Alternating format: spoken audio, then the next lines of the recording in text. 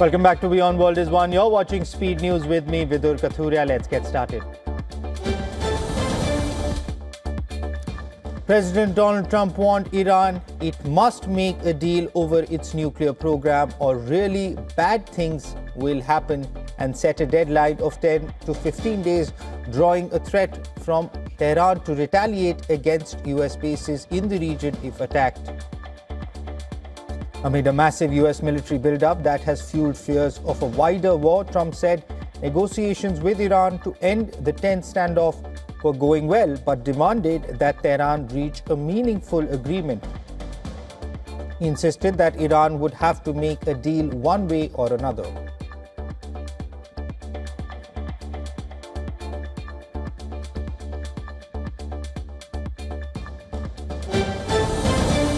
Iranian state broadcaster says an Iranian fighter jet crashed during a late-night training exercise in western Ramadan province, killing one of two pilots on board. The cause of the accident is under investigation.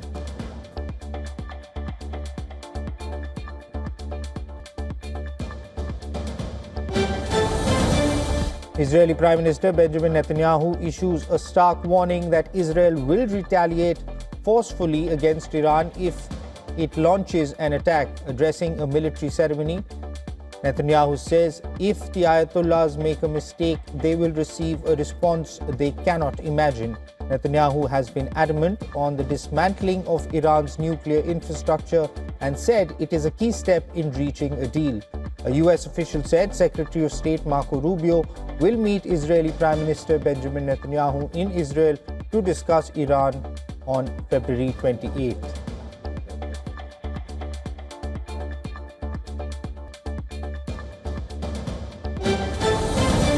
Israeli Prime Minister Benjamin Netanyahu says there will be no reconstruction of war-shattered Gaza unless Hamas disarms.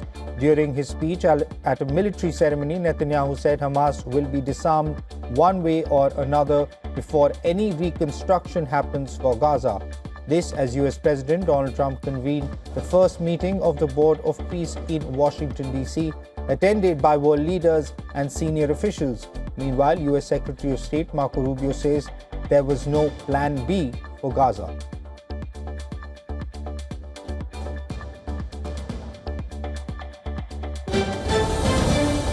Palestinians participated in the funeral of 19-year-old Nasrallah Mohammed Abu Siam, a man in occupied West Bank who held American citizenship in the village of Mikmas east of Ramallah. Palestinian Red Crescent said it treated Abu Saim for gunshot wounds that eyewitnesses say he sustained during an incident involving settlers in the village.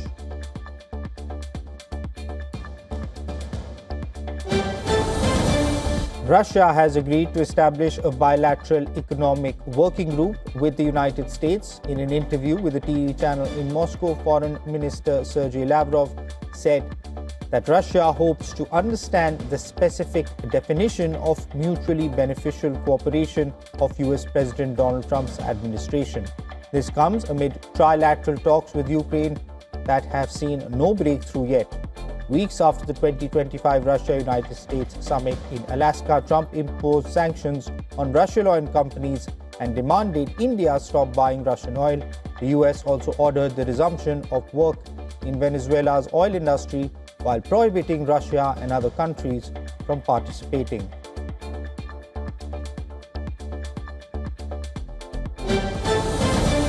Venezuela's interim president Delcy Rodriguez has signed the amnesty law, which had been approved shortly before by the National Assembly. The law, expected to lead to the release of hundreds of political prisoners, was approved after a second debate in the legislature. Interim President Delcy Rodriguez, who took power last month after the US ouster of President Nicolas Maduro, has bowed to Trump administration demands on oil sales.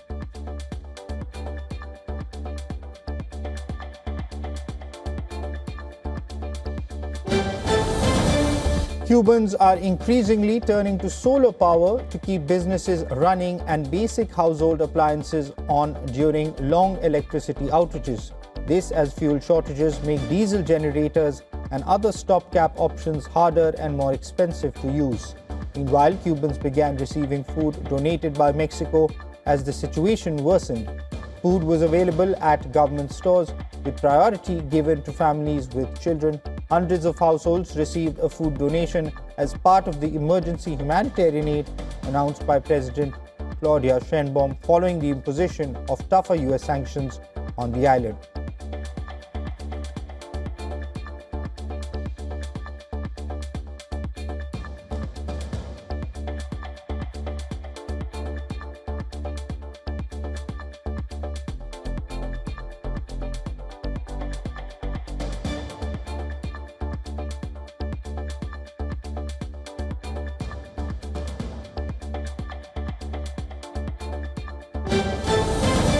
El Salvador showed a 6.6-ton cocaine shipment seized in the Pacific Ocean after authorities intercepted a vessel in the southwest of the country's coast. Attorney General Rodolfo Delgado said the operation carried out by the National Navy uncovered the drugs hidden aboard the 54-meter FMS Eagle. Delgado estimated the cargo's value at about $165 million. 10 people who were on the vessel were detained and will be brought before Salvadorian courts to face prosecution for international drug trafficking.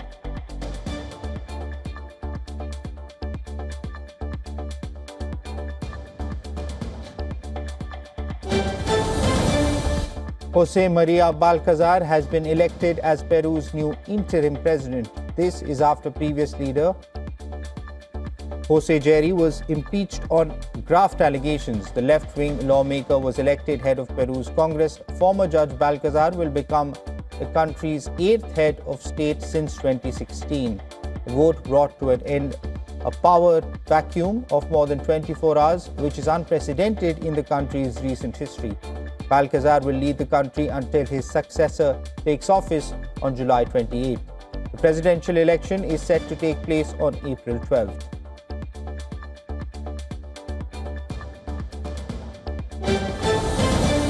A nationwide general strike is underway in Argentina in a fourth since President Javier Milei took office, as labor unions continue to protest a controversial labor reform bill that could reshape the country's workplace rules.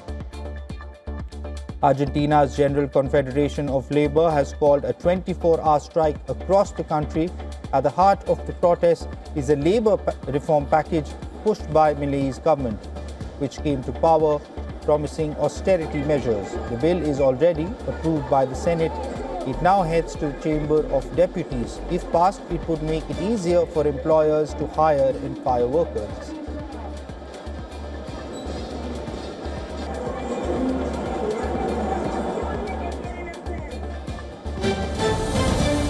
US President Donald Trump said he's ordering federal agencies to begin identifying and releasing government files related to UFOs and aliens, a potentially dramatic move sought for decades by some Americans. Trump plans to ask Pentagon Chief Pete Hegseth and others relevant agencies to begin the process related to extraterrestrial life and unidentified aerial phenomena. While he did not specify whether classified documents would be released to the public, Trump added that files should include any and all other information connected to these highly complex but extremely interesting and important matters.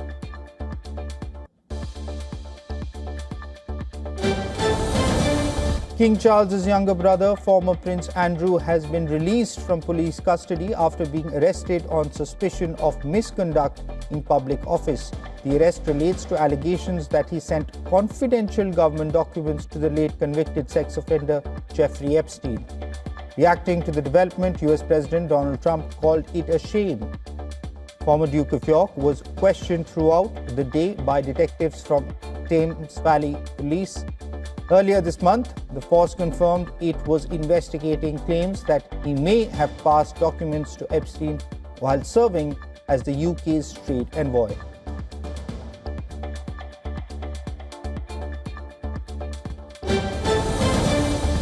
North Korean leader Kim Jong-un said his reclusive country had overcome recession and accomplished major economic goals over the past 5 years as he opened the 9th Party Congress.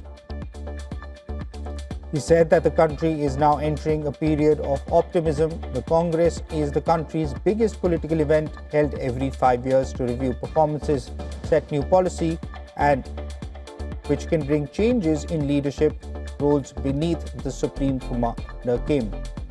In his opening speech, Kim said North Korea had made significant accomplishments over the past 5 years in politics, economy, defense, culture, and diplomacy, enhancing its self-reliance.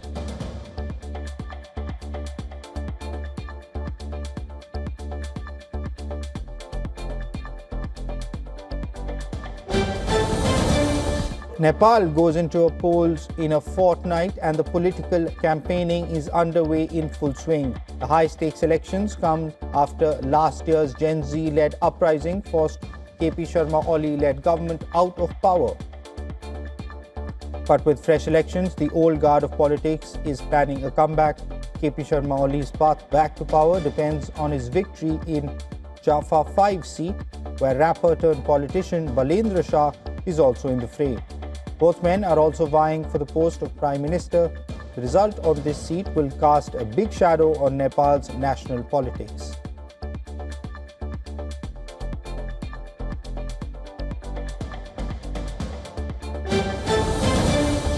For the first time since the war erupted, Khartoum residents attend the first mass iftar in the yard of mosque as men gather in the streets of the war-scarred Sudanese capital to break their fast on the first day of the Muslim holy month of Ramadan. For close to 2 years, the Sudanese capital, composed of cities of Khartoum, Omdurman and Bari, was ravaged by war until the army recaptured it last March. Thousands gather in Indonesia's largest mosque in the capital of Jakarta as they eat for iftar, a meal at sunset, to break the fast during the first day of the festival.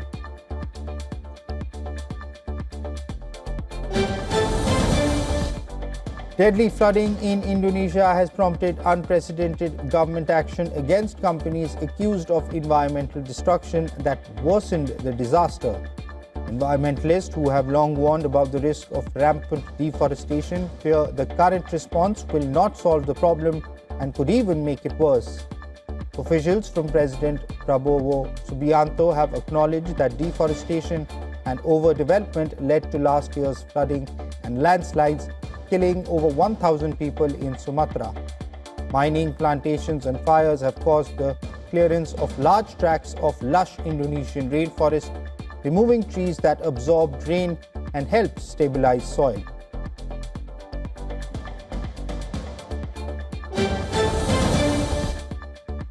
France has seen a new record number of consecutive rainy days, beating a previous high set in 2023. According to the Met Department, every day since January 14th has been a rainy one. Forecasters count a rainy day as one where the average rainfall per square meter reached a height of at least 1 millimeter. The rainfall has been particularly pronounced across western France, with many parts of the northern Brittany region recording their wettest January on record. Meanwhile, flooding has been seen throughout the country in recent weeks as rivers and streams overflow.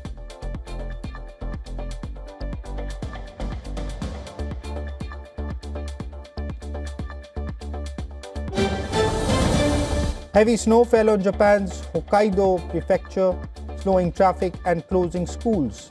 Eyewitnesses' video showed snow falling and blanketing the roads at the Susukino crossing in downtown Sapporo, as pedestrians and traffic carefully navigated the snowy conditions. Local media reports say 163 public elementary and junior high schools in Hokkaido have been temporarily closed due to the blizzard and other factors.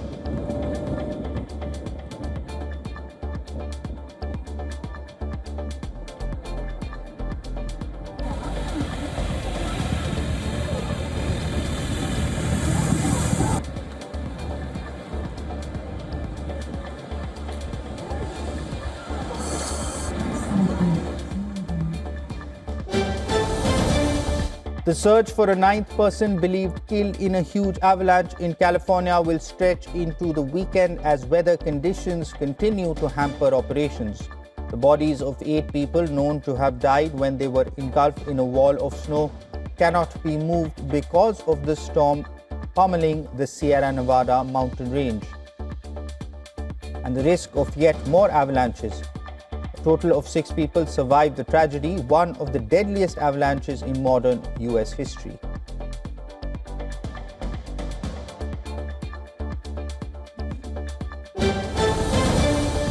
Asian markets fell on Friday as rising West Asia tensions and turmoil in private equity stocks rattled investors. Japan's Nikkei dropped 1%, while Hong Kong's Hang Seng slipped 0.3% after reopening from the Lunar New Year break. On Wall Street, private equity stocks tumbled, raising broader concerns about valuations and liquidity in the sector.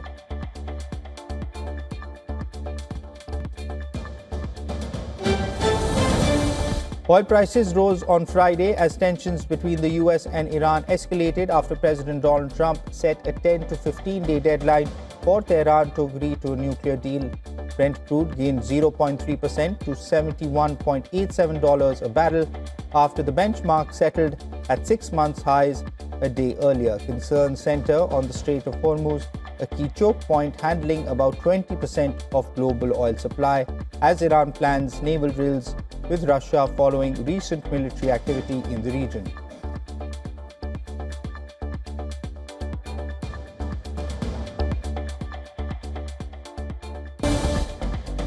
Apple is being sued by West Virginia's Attorney General for allegedly allowing its iCloud service to become the greatest platform for distributing child pornography. According to internal company messages, the lawsuit filed by Republican AG J.B. McCuskey claims Apple prioritized user privacy over child safety and is the first of its kind brought by a government agency against iCloud. Apple had considered scanning files but abandoned the plan over privacy and safety concerns.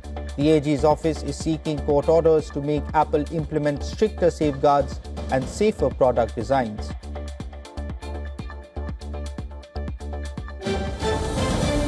Alphabet's Google and Southeast Asia's Sea Limited announced a strategic partnership to develop AI tools for SEA's e-commerce and gaming platforms. The collaboration will explore an AI agentic shopping prototype on Sea's Shopee platform, aiming to expand AI capabilities beyond simple queries to complex shopping and workflow tasks. The gaming unit Arena will also leverage AI to enhance productivity and transform game development as global tech firms increasingly look to monetize AI innovation. A major student admissions platform, Ravenna Hub, patched a security flaw that exposed personal information of children and parents. The vulnerability allowed logged-in users to access names, dates of birth, addresses, photos, and sibling details by modifying student ID numbers. The Florida-based developer Ventured Solutions says the bug has been fixed, but it's unclear if users will be notified or whether any data was improperly accessed. Tech experts say the flaw, known as an insecure direct object reference, highlights ongoing risks to children's data on educational platforms. ZEE5 is all set to premiere its next Tamil original series titled Thadayam on February 27th, inspired by real events that took place in 1999. The crime thriller follows a chilling series of midnight murders in rural villages. Actor and director Samu Thirakani plays the role of S.I. Adyaman, and star Shivada portrays Inspector Lakshmi in the much-awaited show. A newly transferred officer begins to suspect there is something ritualistic behind the killings. What follows is a tense investigation. Oscar-winning actor Viola Davis is stepping into a new role, which is of a novelist. The 60-year-old has co-written a courtroom thriller titled Judge Stone with best-selling author James Patterson. The book is set to release on March 9th and mark Davis's first fiction novel. Set in a small Alabama town, the story follows Judge Mary Stone as she handles a highly sensitive case involving abortion laws, public pressure, and her own re-election prospects.